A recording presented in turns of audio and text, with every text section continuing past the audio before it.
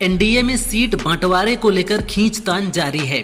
चिराग पासवान ने एनडीए के सामने अब 4 प्रमुख मांगें रखी हैं। उन्होंने 2024 लोकसभा चुनाव में मिली 5 सीटों के आधार पर विधानसभा में सम्मानजनक हिस्सेदारी, 2020 के वोट प्रतिशत को सीट बंटवारे में शामिल करने, हर लोकसभा क्षेत्र से कम 2 विधानसभा सीटें देने और वरिष्ठ नेताओं की सीटों पर दावेदारी की मांग की है।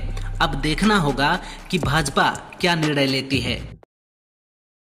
शुभमन गिल को वनडे टीम का कप्तान बनाए जाने पर पूर्व क्रिकेटर मोहम्मद कैफ ने कहा, गिल खुद वनडे में कप्तानी नहीं चाहते थे, मगर बीसीसीआई और चयनकर्ताओं ने उन पर दबाव बनाकर ये जिम्मेदारी थमा दी। मुझे लगा था ये फैसला 2027 वर्ल्ड कप के बाद होगा। रोहित में काबिलियत है और उसने अपनी फिटनेस पर भी काम किया है।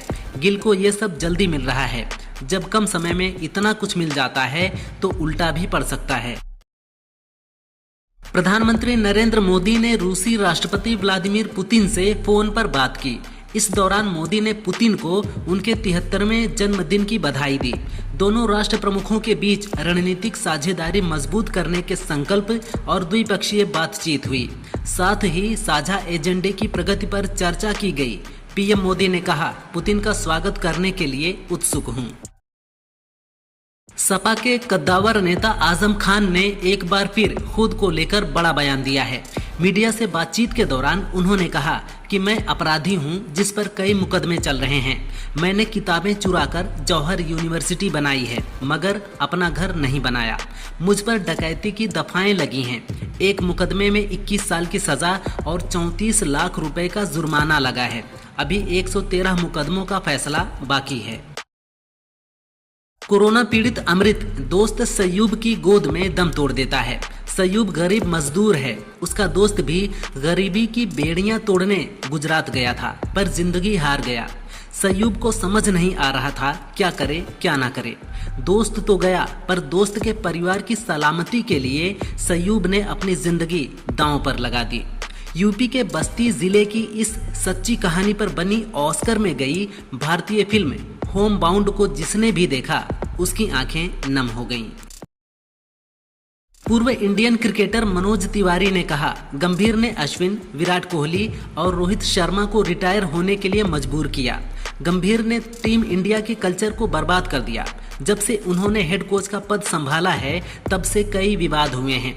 जो चीजें हो रही हैं वो भारतीय क्रिकेट के लिए सही नहीं हैं। गंभीर के हेड कोच बनने के बाद अश्विन, विराट कोहली और रोहित शर्मा ने संन्यास ले लिया। रायबरेली में दलित युवक की हत्या के विरोध में राजधानी लखनऊ में कांग्रेसियों ने कैंडल मार्च निकाला।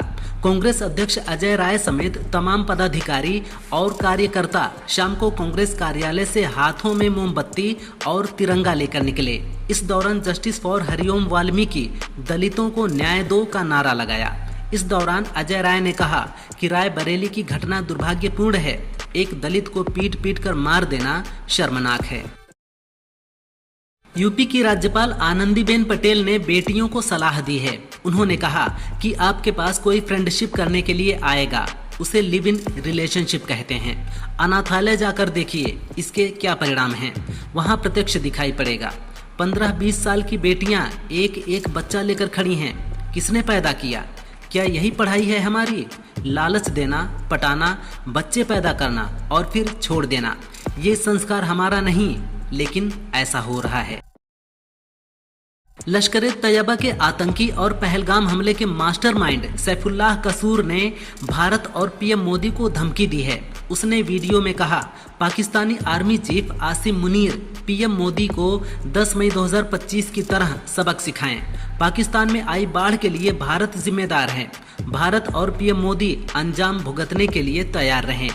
जम्मू कश्मीर में बांधों, नदियों और कई इलाकों पर कब्जा कर लिया जाएगा।